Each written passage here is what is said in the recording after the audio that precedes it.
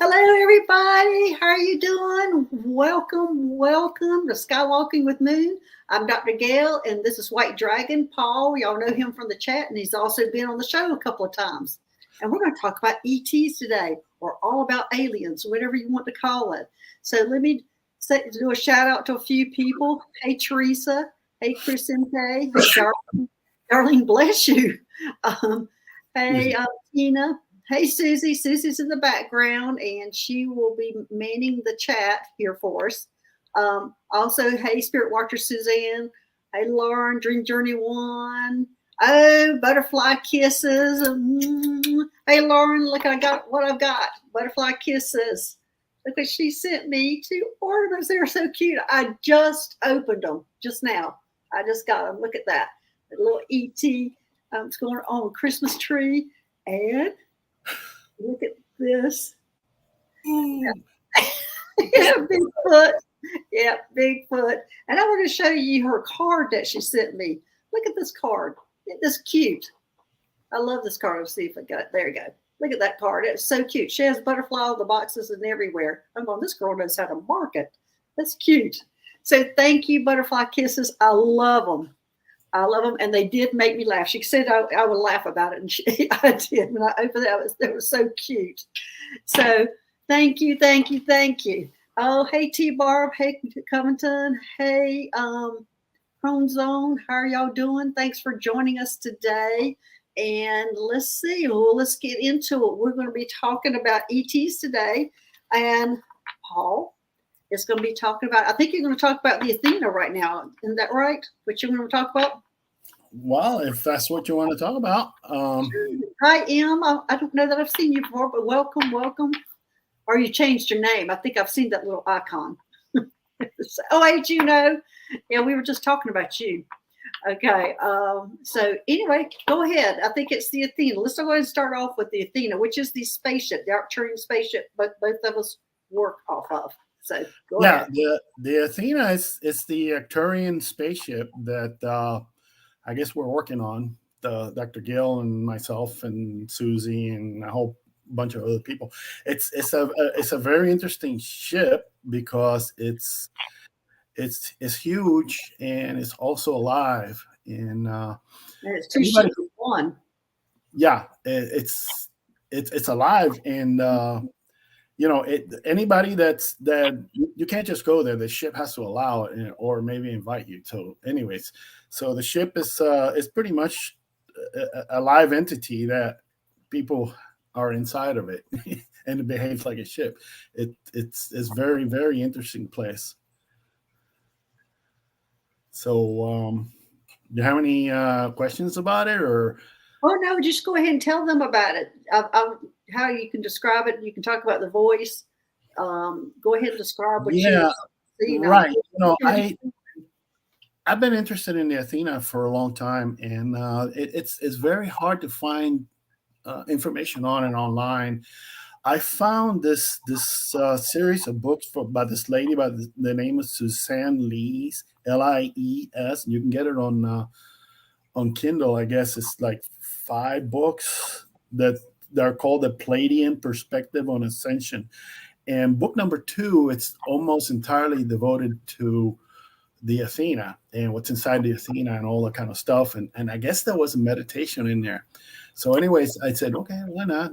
I'm interested. So I tried the meditation, and all of a sudden I found myself at the ship, at the hallways.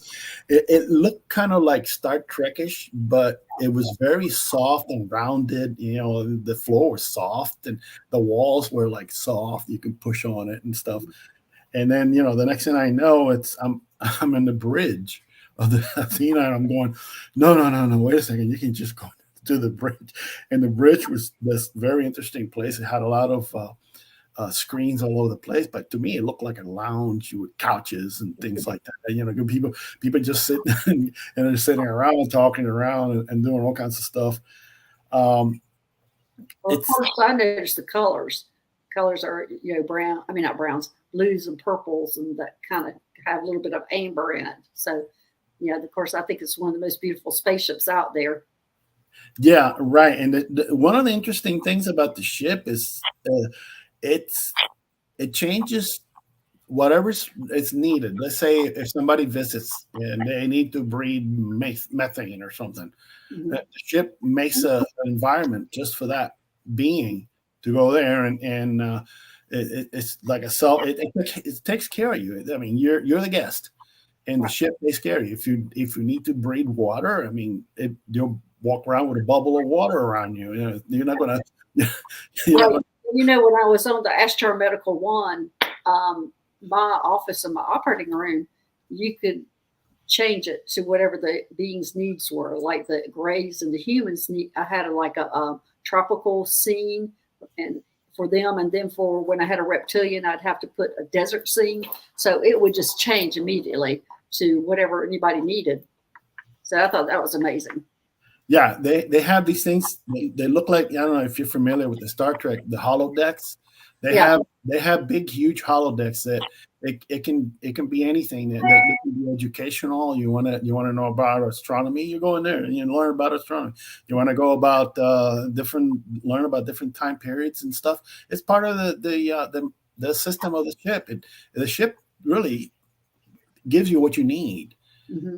If you need rest and relaxation, you might go into a beautiful wooded scene with a little river going through and some rocks in the sun. You can sit on the rocks and they will get warmed up, and the birds will be chirping in the trees.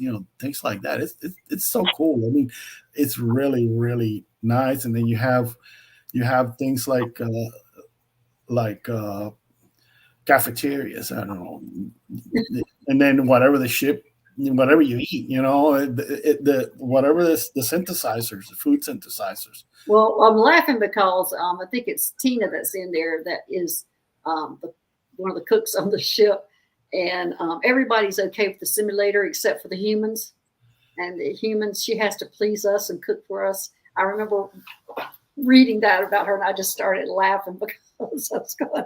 It's just she was sitting there going, "I got to make the humans happy. I got to make the humans happy." And so Yeah, she if just you come from the Middle East someplace and you like a special kind of food that they eat, you just go oh, out there and tell them, "Hey, I want this," and yeah, then well, everybody else is okay with this. Every other species up there is okay with the simulator of food, except for the humans. And we're, we're a cookie bunch, and she has to cater to us, and it's just really funny. it's kind of like what's the name of that lounge where Whoopi Goldberg it Like, was? And yeah, when I first went on Astro Medical One, I think that was one of the things I said. That place looked so much like the Star Trek. Was it one? Which one is that one? But I was looking for Whoopi Goldberg. She wasn't there, but I mean, something Ford one, or I think it was yeah, called. I don't know. yeah. It's been a lot. It's been a long time since. But what I'm saying is that we do have access to visit the ship. The ship is mainly in the fifth dimension, Yeah. but it has protrusions that go down to the fourth dimension, and that's usually where anybody who visits goes to the fourth dimension. It has special areas where people go, especially like in their night bodies. I guess they go up there and they visit, or they go for whatever the reason, have meetings or just relaxation and meeting aliens and whatever. It's this very very very interesting shit. It's what I'm saying. It's fun. I really enjoy it. I'm just laughing at the comment Spirit Watcher Suzanne saying, I hope that my diet is better on the ship. Me too. One of the things, Spirit Watcher Suzanne.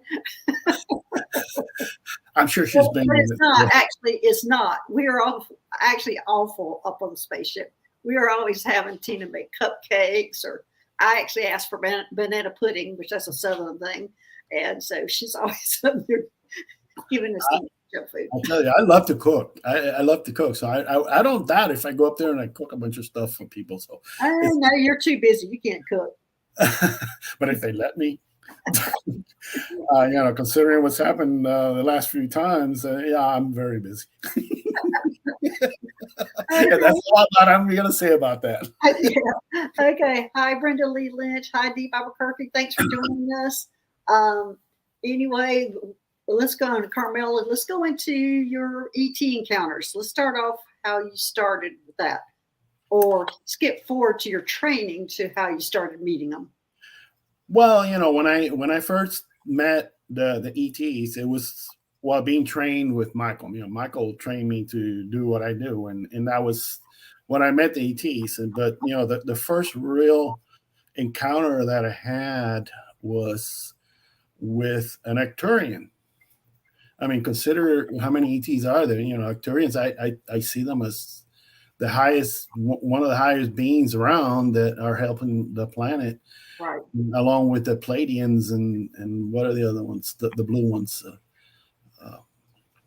Syrians are here. Yeah, right. Those they kind of work together, all of them. But the first one I really had an encounter the Arcturian, and I was reading the books at night just before I go to sleep, and then I look over to my bedroom door, and there's a presence there, and there's like the Arcturian standing there, but he looked like kind of see through, in like a general shape of what people consider to be the Arcturians. And I looked at it and I go, oh, that's interesting. I wasn't scared or anything like that, because these Arcturians, they usually exist without form. They only take a form to do whatever it is that task they have to do. So he must have had to lower his vibration quite a bit. Yeah, So they try. see him, and I had to raise my vibration about as far as I could go just to be able to perceive him. Right. So it's and I drew what I saw, and it's one of the cards. I don't have a picture of it, but I did send it to Dr. Gail and said, Dr. Gail, this is what I saw. What do you think? And then that Arcturian came up with a real creative name. Yeah, he said his name was Arthur. I don't know why they do that. I mean, I don't know what an Arcturian name sounds like, but I mean, if he says his name is Arthur, then his name is Arthur. So that's very creative. So I know he showed up, and I'm over there, and I said hello, and he talked back to me. It was perfect English and right in my head, and we sat down. We talked for about an hour. And he was very patient too, because I asked him about a million questions. Yeah. That was pretty much the first real encounter that I've had with ETs. It was very, very interesting. I think he stuck around because I can still call him up and I can talk to him. Uh-huh. He's like on demand there. I don't know how he does it, but I'm probably not very interesting to sit around and wait for. Right. So what are you doing these days, you think? What am I doing these days? I'm going on a whole pile of missions. Okay. And they're kind of like interesting stuff. I don't remember much about them, but I do know where they're at and how many there are. And every day I ask, okay, did I go? Yeah, you did. And how many did you do? And I said, they give me a number. I said, okay, that's a good thing. I hope it's working. Okay. Well, I'm going to talk about one little story just for a minute. And it was when Son of Watt, I was hoping he would show up today, but I haven't seen him in the chat. But the other day he asked me about the Yaels, and I had him confused with the Ebens. And I wanted to apologize to him and to all of y'all, because I don't want to put out misinformation. So I wanted to talk about what the Yaels are. And they are actually, I've got a picture of what they look like. And this is the Yaels. These are the ones that are earmarked to be first to meet us on Earth. And I think you probably sent me this. This is what their symbol looks like, the Yaels. And I'll just say a little bit about them. Well, first off, as I don't know that I've ever had an interaction with them, even though they are hybrids. I haven't worked with them, and I do think they are on the Arcturian spaceship. Oh, so what? You're here. Okay, well, I'm sorry. I didn't mean to give you any misinformation. And I had in my mind that it was the Ebens that you're talking about, and they're not the Greys. So anyway, their personalities are like Pleiadians, and they look very similar to humans. They have the large eyes, the large pupils. They are shorter. They have thinner lips, smaller ears, and they have only 4 toes. They do live in harmony, and they are technology advanced, but they're like the counterpart to us. Like we were held back, but they could go on, and they've gotten a lot further advanced than we have. And that's what we could have done. But I don't really know why we were held back, and I really don't want to go into that or the theories of that. They are mentally and spiritually advanced, and they are telepathic. And I did have it in that book that I was trying to pull out, Son of Watt. I just didn't look at the back. And my book is in disarray right now. So anyway, there you go, Son of Watt. I knew about them, and the only thing I could remember was they were the first ones that were going to have first thinking. They're going to be the ones with first contact because they are the ones most similar to us. So there you go. That is the Yaels. Yeah, that symbol kind of looks like the grid I sent you. Right. You know what they were saying about that symbol, and I'll pull that up again, is when we join together with the Yaels, the symbol will join. There won't be any gaps in it. So those gaps are for joining with the humans because they're basically like our sisters and brothers is the Yaels. And anyway, that's the information. And hopefully I won't do that again, but I won't promise that I won't mess up again. Okay. But never promise that. Make lots of mistakes because I am human. So, okay. All right. So, is there any more things that you want to talk about? ETs, your encounters, or you had several encounters after Arthur the Arcturian? Yeah. Well, it's been mostly, everything happens at night. I wake up in the middle of the night. I look out the bedroom door and I look into my dining room area, and there's always stuff going on around there. And I set all kinds of shields every night to make sure that only the good stuff comes in. And one night I'm sitting there looking, and I'm go, okay, I'm really losing it this time. I saw this. My ceilings are about 8 foot tall, maybe 9. They're pretty tall. And I saw this huge, tall alien. He was spindly and skinny, but he was so tall that he was hunched over, like I can barely stand, walking. And he was just walking around with a long neck and a little head. And he just looked at me and he didn't say anything. He just walked around. I go, okay, that's nice. That's the other encounter I had. And I mean, he wasn't scary or anything like that. Sounds like the tall whites. Did they have long hair? No, he had a bald head. I don't know what type it was. I never seen that kind, but he had long hands and skinny. He was just walking around and doing stuff like that. And I go, okay, I'm not against them coming around if they want to visit. So and the other one that I had contact with closed with your moon, your dog Moon. Moon came around a few days in a row, and the first time ever since I moved into this place, I've always seen a large dog walking around. Large, I'm talking big, and I wonder, well, it must have. She was big. She was 95 pounds. Yeah, well, it was. I said, well, it must have been a pet that lived here and passed on and hasn't moved on yet. So I said, okay, fine, no problem. I'm not scared of that stuff.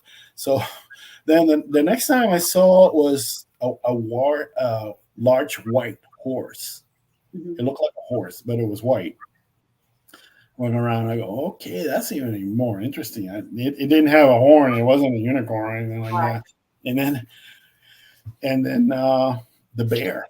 It was a large. I'm talking a huge white bear.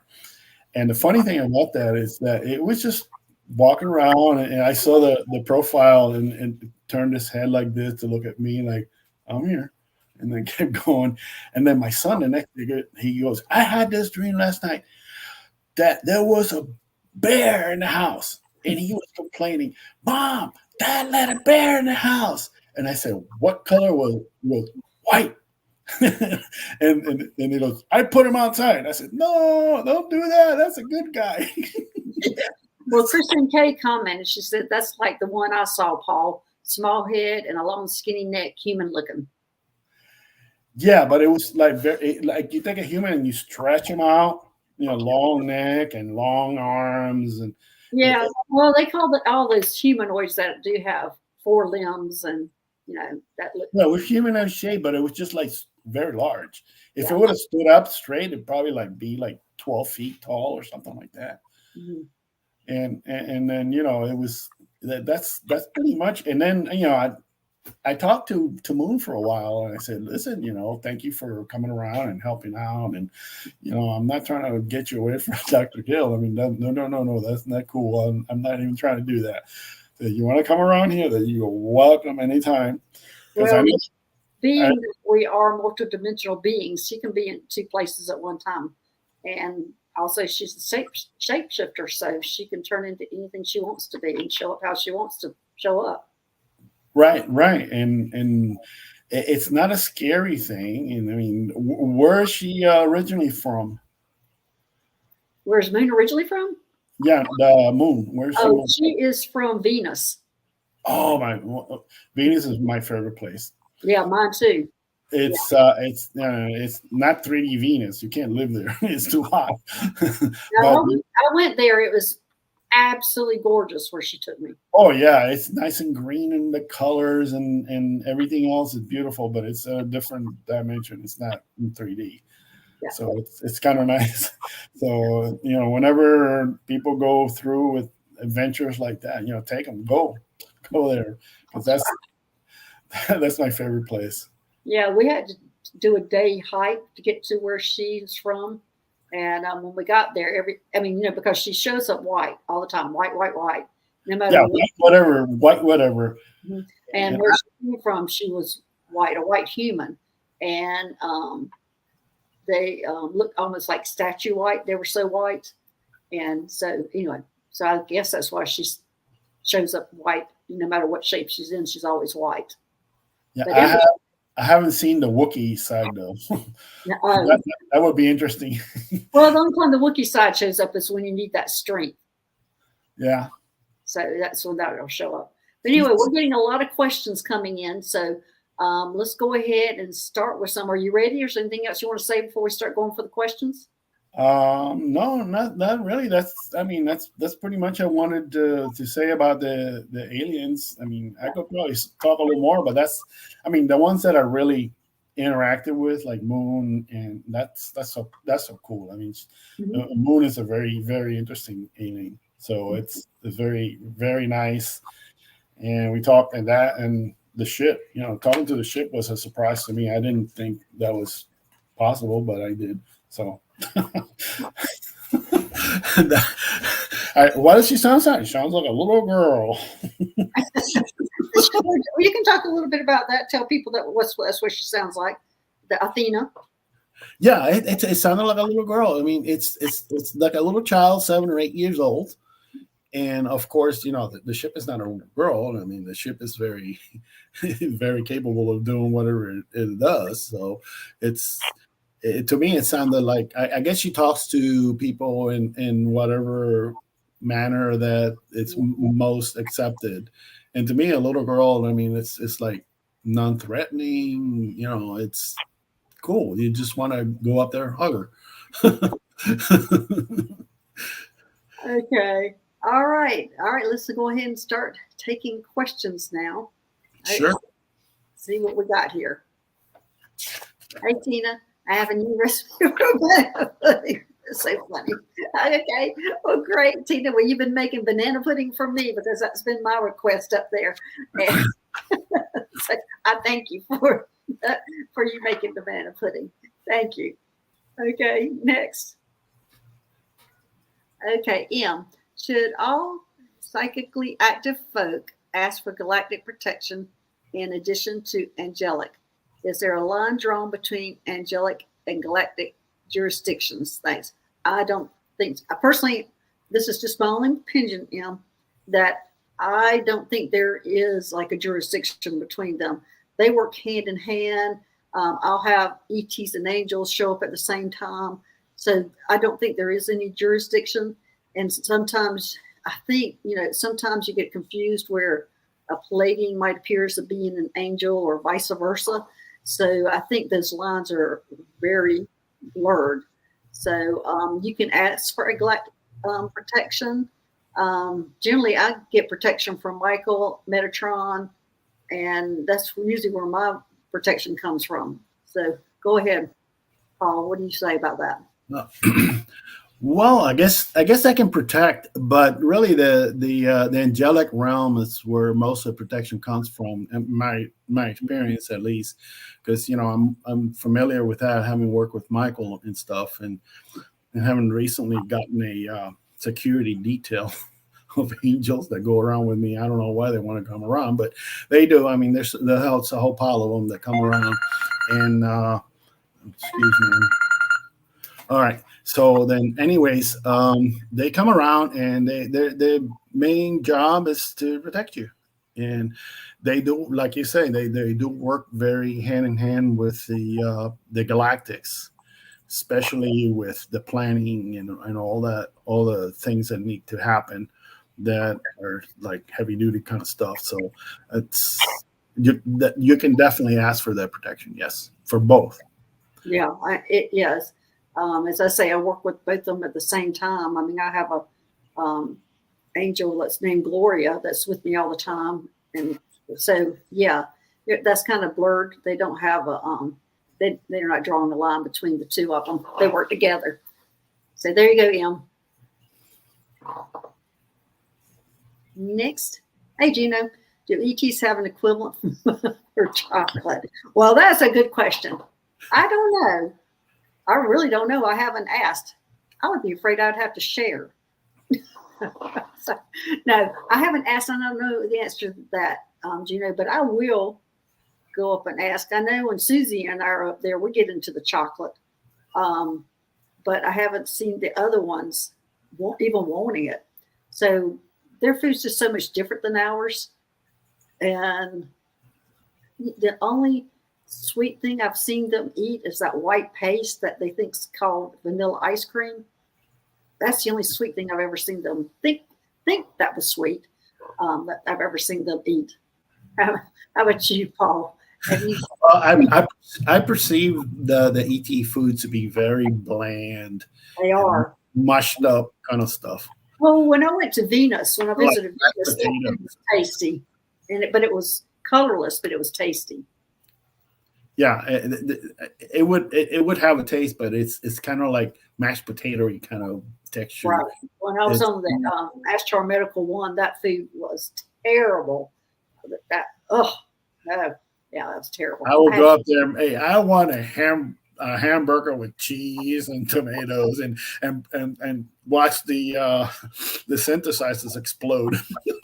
no, the synthesizers can make it all, Oh, I'm but sure. it still doesn't taste like we're used to. I mean, they just can't nail it. Like all the other ETs that are out there, they're fine with that. They're fine with whatever it produces. It's only the humans that are picky about it. And anyway, we're the only ones. So that was a good question, Juno. But Yeah. the answer is I'm not sure. I don't think they do. I don't think they eat that many sweets. And I sure wish I didn't eat that many. But that is my weakness. Okay, next. Hey, Brenda Lee Lynch, how many ETs are watching and helping Earth's ascension? Oh my gosh, there's a lot. Are you talking about different species or actually just different ETs? There's a lot here. I mean, we got the Palladians, Arcturians, and the Syrians that are here, but there's lots of other ones species here that are helping ascend. So there are a lot. There are a lot watching. I hope that answers your question. If not, go ahead and clarify that a little more, and we'll stick it up here again. Okay, next. Hey, Spirit Watcher Suzanne, it seems to me that the divine has more focused on my earth purpose mission. Is this accurate? It seems to me that the divine has me more focused on my earth purpose mission. Is this accurate? Let me see. I think you're accurate. Yeah, but I see a dual purpose there. It's not just one. I see her connected all the way through to Earth. Yeah.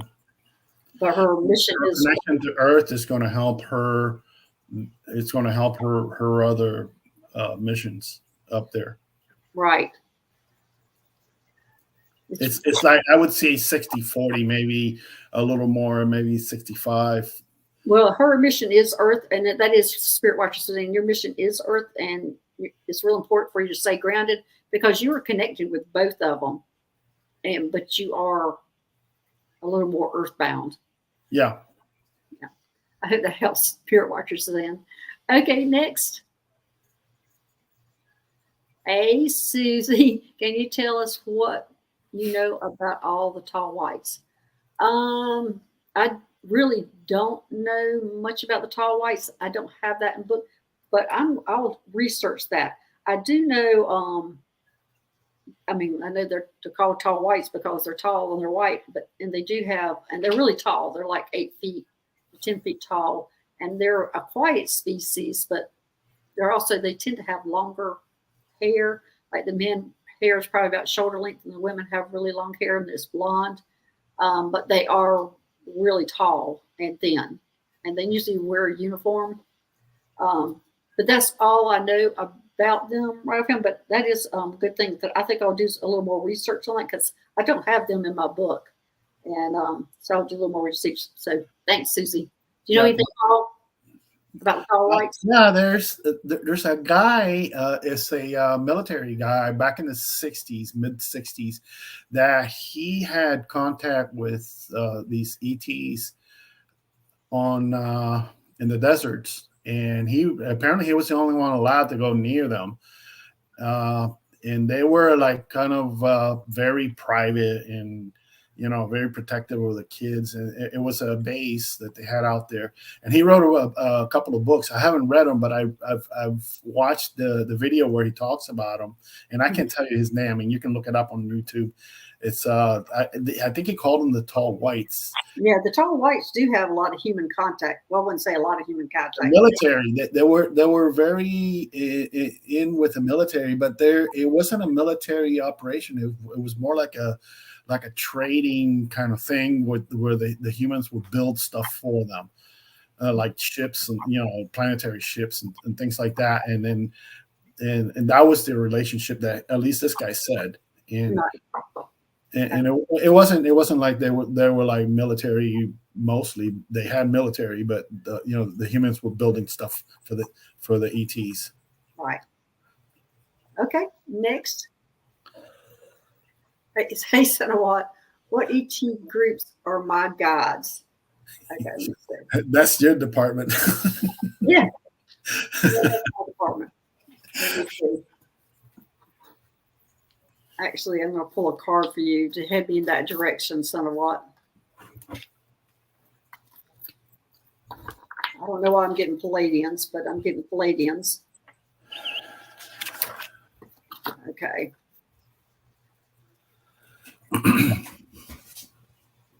Well, this is a card I pulled out of the Starseed Oracle deck. Here's the Starseed Oracle deck. And there we go. And it's saying activated earth, power places, ley lines, trust where you're led. Okay, so I'm going to go. I'm getting really strong Palladians for you that are your guides. And it almost just looks like that is the only thing that surrounds you, that are the Palladians. And it looks like it's not only their guides, it looks like that you're all working together. Like you're working together on a project.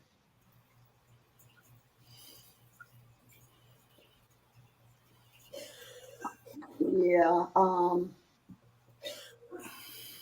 Yeah, it's the Palladians. So what you're dealing with are the Palladians.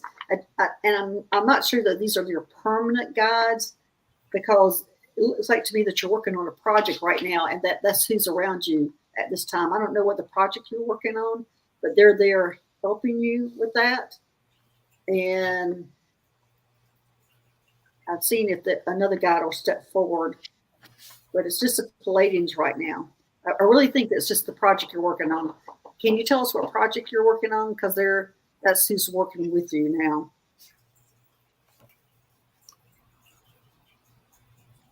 Oh, you're asking me? No, but you can go ahead. Well, I tried I'm coming up. I'm making up a new Oracle deck. It's called the Arcturian Mind Oracle cards, and it's in the infancy. So I got a program that gives me a random number for 55 cards. I've only got 5 of them made, so um, he got number 49, and number 49 is downloads. And what that says to me is that he's getting a lot of downloads that's giving him all the information that he needs for that task that he's under. I know that I don't know if he realizes he's under the task. I don't know if it's Earth here that he's doing the task or up there, but that's who's working with him now. Yeah, it's based on the downloads. It's according to this. Right. So, son of what, can you tell us if you're working on a big project right now on Earth, or is it off Earth? Okay. All right. Well, let's go to the next person. Hey, Deep Albuquerque, ETs probably have equivalents to be. I haven't seen that, Deep Albuquerque. But let's see, we're going to get us some beer and chocolate up there. I remember I did take them some vanilla ice cream. Oh, so I know what. Sorry, I don't know. May not have started yet. Okay, so it must be off planet that you're doing this project. That's why they're so well, or either that you are getting the downloads to start a project. It looks like to me you're already working on it, or at least working on an outline of it or something. But I felt like it was here on Earth that you're doing this project. Okay. Okay. Well, you've got Palladians around you, and apparently there's a project you're supposed to be working on or off planet. There's a project you're working on. Getting downloads. Yeah, getting a lot of downloads. So, Deep Albuquerque, I haven't seen any beer, but I'm sure there is, or some kind of equivalent to that, because they do have the area where everybody does gather, and there are like more than one lounge, and they have like the big place where everybody goes to like to eat and drink and whatever. But then they have the little lounges where people kind of break off and go with their own species, and I'm sure, especially during those places, I'm sure they're coming up some kind of concoction or some kind of drinks there. But I don't think I have found that place, but I'm going to start looking for it. Okay. All right. Thanks, Steve Albuquerque. All right. Next. All right, Dream Journey 1. How does your family know about your work? How accepting are they of the subject in general? Are they supportive? Oh, there you go. They kind of know I'm very strange. I mean, my whole family always knew that I was very weird since I was a kid. So, I don't tell them everything. I do tell them whatever I think they can handle. But, the heavy duty stuff, forget it now. It's just like, they just look at me like, you're crazy. My son is like, Dad, you're crazy. What's going on with you? You need to see a doctor. So it's at this moment, they don't have either, positive or negative. They just think I'm crazy. Yeah. Even when you meet people, you don't reveal everything that's going on with you until you kind of No, I mean, you guys in this forum have known quite a bit more than I've been willing to tell anybody. Yeah. Well, I can tell you a funny story about that. Is that I'm writing my book, and I sent the first 2 chapters to my sister, the one that I'm close to, and she is the most critical person in my life that I know of, and she forfeited the chance to butcher those 2 chapters and said, "Oh, I think you need to get an editor." And so I think it kind of blew her mind. So anyway, that's how my family reacted. Okay, next. Hey, Nancy, how many ET guides do I have? Okay, let me see. I see a gray right there with you.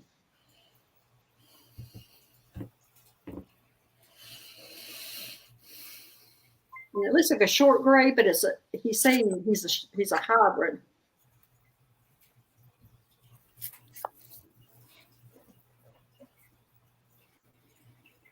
And he wants to be called Robert. My Earth name is Robert. Okay, go ahead. Have you got something? Like Ryan Arthur. Yeah, that's right. I know. I wonder what their real names sound like. I mean, because they do pick names like that because they think that they sound more acceptable and than Gleep. My name is Gleep or something like that. We can't say half of the names. Sometimes there's squeaks or beeps or whatever. We can't even say them. So they'll come up with what makes us comfortable. But there you go. You got your main guide looks like it's a gray hybrid, and his name is Robert, or wants to be called Robert. So there you go, Nancy. All right, next. Hey, Tina, do I have a mission on Earth? Huh. That's a good question.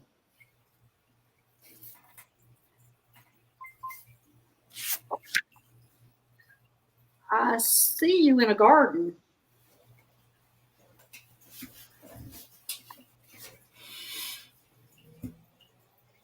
It looks like you're tending to a garden, and it looks like that to me might be your mission, is you're real connected with the plants. And not just like household plants, outdoor plants, gardens, plants. And that looks like that is your mission on Earth, is that connection, or that caretaker is what they're saying. You're a caretaker of the gardens.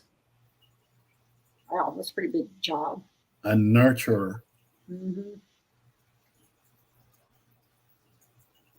There you go, Tina. Big job on the spaceship, big job on Earth. Okay. All right, next. A.D. Albuquerque, who are the galactics I'm working with? I'm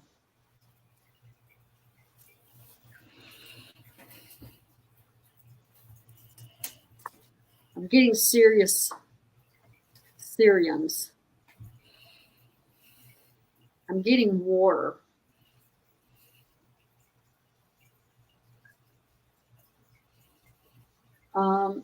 It looks like to me you're connected to Sirius B, that you're working with them.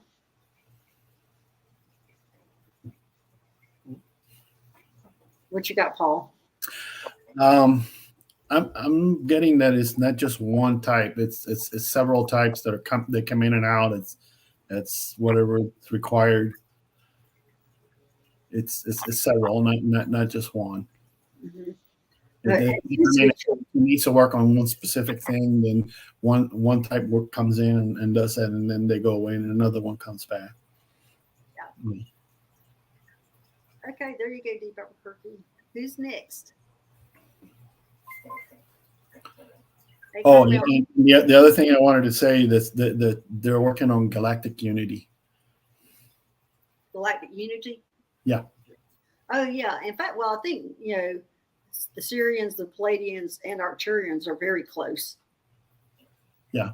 Galactic unity is what came out. So that's... Right. Okay. Carmel, did a galactic come to Earth to communicate with our president back in the 50s? Oh, yeah. Yeah. In fact, now, yes, right this moment. Let's say all leaders. He's in the loop. He's in the loop. Now, the previous guy, I'm not so sure he was in the loop, but this one is. I'm not sure about that, but I do know he probably was, because I think all leaders know about them. In fact, I'm almost positive all leaders know about them. Yeah. From my experience, from my stories that I haven't been able to tell. That yes. But anyway, let's move on to the next question. Okay, rainbows and moonbeams. I have really interesting action dreams. Am I working off world or with ETs? Okay.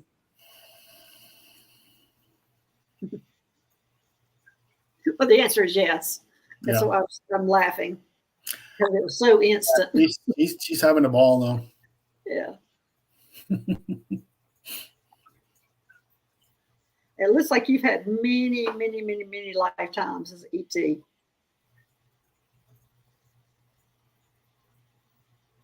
So it looks like to me you've been about every species there is, because you've come back as this. You've tried out this. It looks like you like to experiment or experience everything. Like, okay, let me try out the Pallades. Let me try out Arcturians. You've gone from lifetime to lifetime changing. So I can understand you have some nice action dreams because you've been out there fighting also some of the wars you've been in. So you're just all you've done everything. Go ahead, Paul. Like the old Errol Flynn movies, the guy swings from a rope in the ship, hey, here I go. That kind of adventure. Yeah, she's that type of person. She wants to experience it all. I'm kind of that person too. Actually, come to think of it. But anyway, okay, next. Hey, Prince Charming's mom. I was told I have Palladian guides. They were helping me flush out trauma. What do you think? I would totally agree. Yep. Yeah, that's a big old yes. Yeah, she's getting a lot more help than she even thinks of. Yeah. So do not despair, Prince Charming's mom. You got a whole pile of people behind you pushing you and taking care of you. Okay, next. Hey, Gino, no chocolate, but there's beer. I like beer, but I don't drink it anymore unless I get really brave, and I just have one at the most, and that's it. Well, Gino, I really can't clarify either of those. As I was saying, that in the big area where everybody goes, and they have simulators.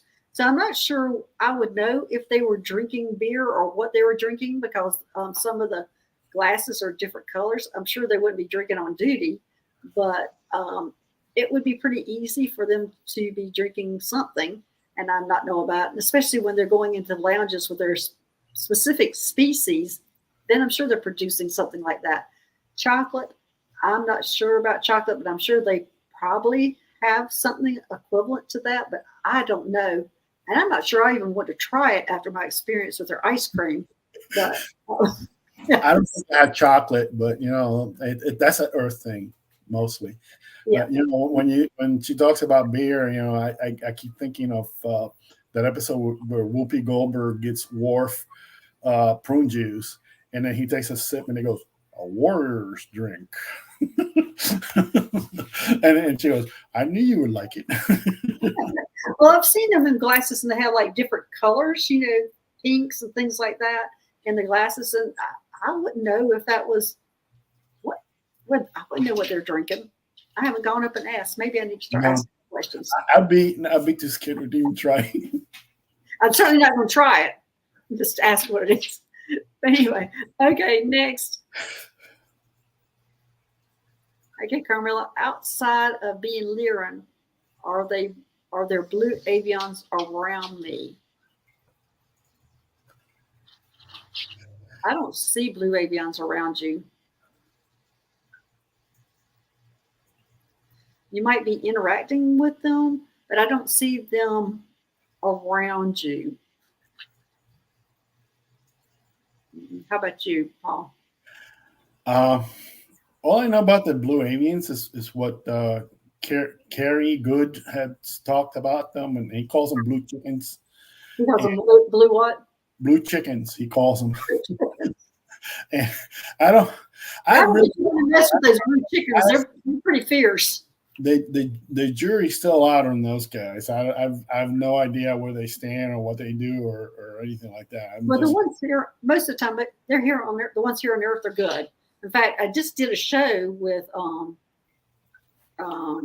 Terry, who we originally thought she was a blue avian, and it turned out to be she was insectoid.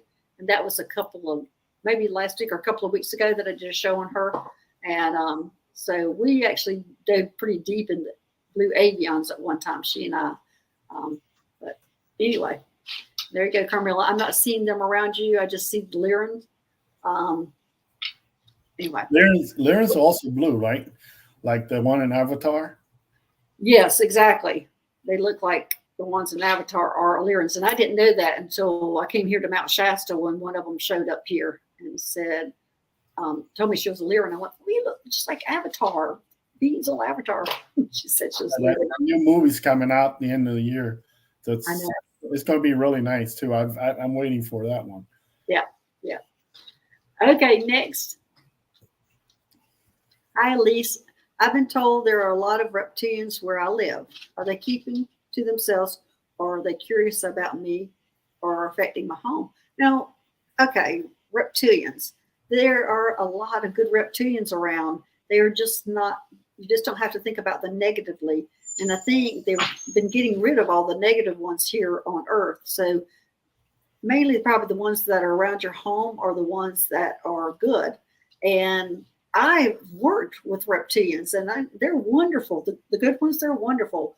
And so I wouldn't worry about that too much.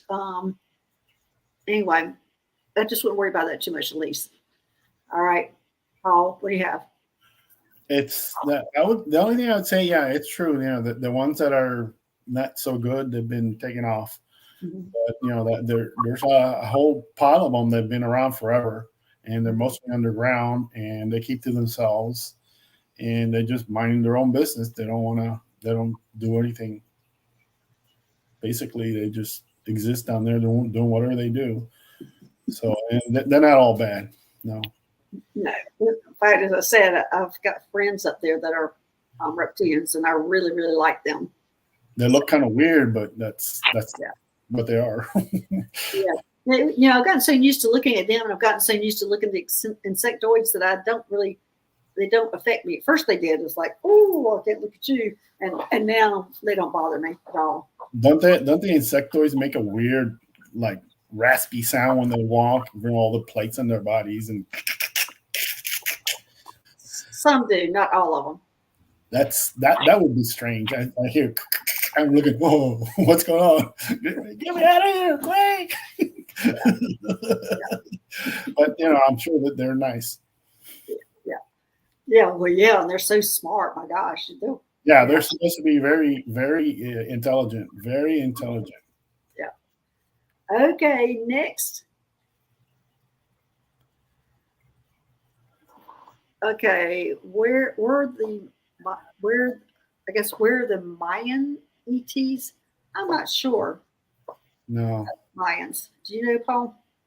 No, I think they're an offshoot of what was left over from the Atlantis days. Mm-hmm. That's what I get. You know, the ones that got away, that they went all over the place, and they were colonies in that area, and then they came in, and that's what became the Mayans. Okay. Okay. That's what I gather. So that's another thing I'm going to have to look up the Mayans. I don't know if they were ETs or not. I'm sure they worked with them. Yeah, they may have had contacts with them because some of their hieroglyphic carvings that have things that look like rocks. Actually, that's what I'm being told right now. Some rocks and stuff. The Mayans worked with the ETs. They weren't ETs. That's what they're telling me right now. Yeah, they work with them. Now, I'll be more interested to find out what happened to them. I think they may have just melted into the populations to the point where they just disappeared. They're telling me they're still around. Yeah, there's a lot. I guess in Mexico, there's a lot of like people in the mountains that have very direct descendancy to them, and they look different. They talk different. They behave different than the regular Mexican people. Yeah. Well, Carmela, I don't know much about the Mayans, but that's what my guys are telling me, that they are still here. They are not ETs. They did work with the ETs. So that's the information they're giving me right now. So, but that's something I'll have to look up about the Mayans. Okay, next. Okay, Carmela. Then who are the galactics around me? Okay. I just see an angel right there. Wow.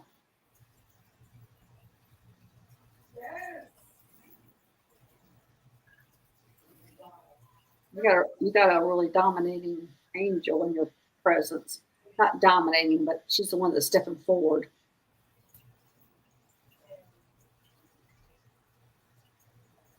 I can't get past her, Carmela, right now. I don't think she wants me to see all the rest. She wants me to acknowledge her. Melissa. Anyways, you have an angel that seems to be controlling your exposure to everybody. She's telling me that you haven't started meeting them yet. You will, but right now she's protecting you from them because she says you're not quite ready for them. That's some good information. A gatekeeper. Yeah, all I perceive is just. I see her like her wings spreading out, not letting me see anything behind her.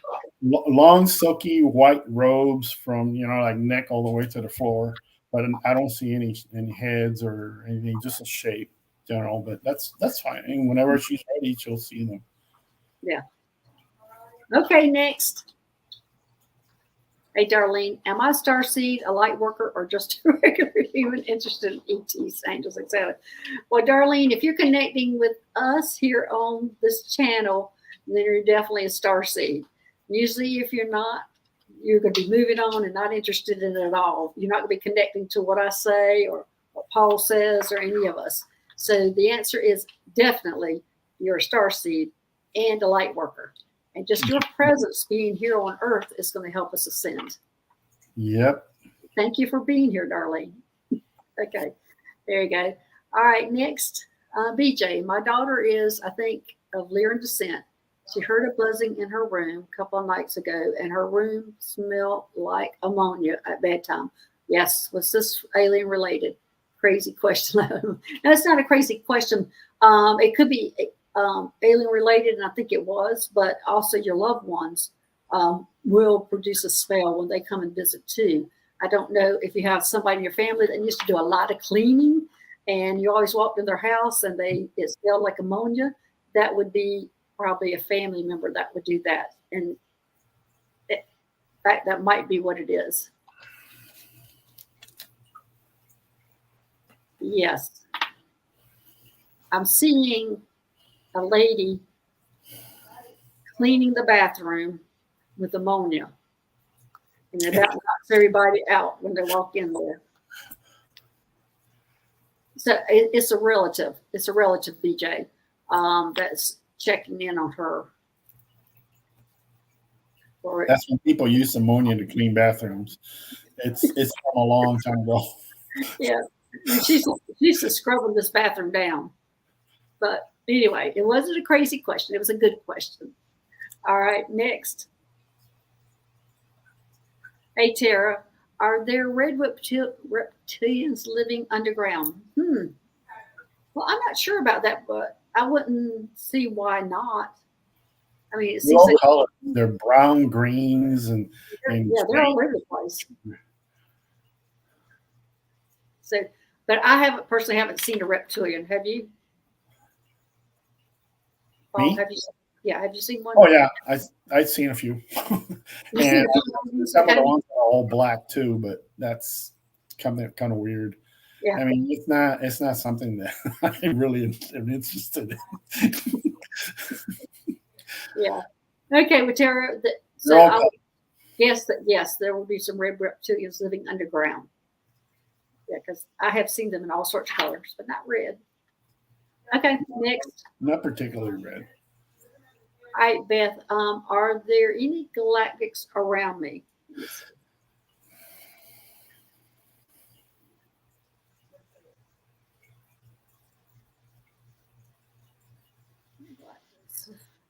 Who is that? It looks like an Arcturian stepping forward. Yeah, I saw a blue beam.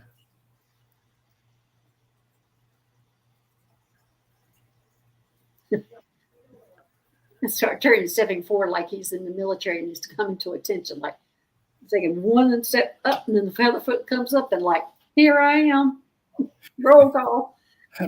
Blue being is what I saw. I mean, I didn't perceive him as Arcturian. It's a blue being. Yeah. No. He's kind of funny, but he's very what's the word you would call it? Well, it's not protect, but he's very orderly or very follows the rules, or I don't want to say strict, but Methodical. methodical is a good word. Methodical. Yeah, he seems to be very methodical for the way he stepped up, put his hands back in his back, like, here I am, I'm at attention. What do you want? All business and no, no messing around. He's all business. Yeah, he's all business. Okay. There you go, Beth. You have an Arcturian guide who is all business. Oh, for entertainment purposes only. Oh, it looks like it's time for us to go. I didn't realize it was up there in an hour. Anyway, all right. We're having Thanks. so much fun. I know. Thanks, everybody, for joining us. Appreciate you showing up. And the next show will be the Solaris Healing Center on Monday at 12 Pacific time, 3 p.m. Eastern time. Come into that for some healing and bring in all your issues. So anyway, all right, thanks for joining us. Oh, and Nancy Jean will be here on Thursday, November 10th at 12 p.m. and 3 p.m. Eastern. And she's going to be talking about the elementals. And we're going to be kind of comparing the elementals to the ETs. So anyway, thanks everybody for joining us. We'll see you later. Thanks, Paul. Thanks, Susie. Bye. Thank you, everybody. Bye-bye.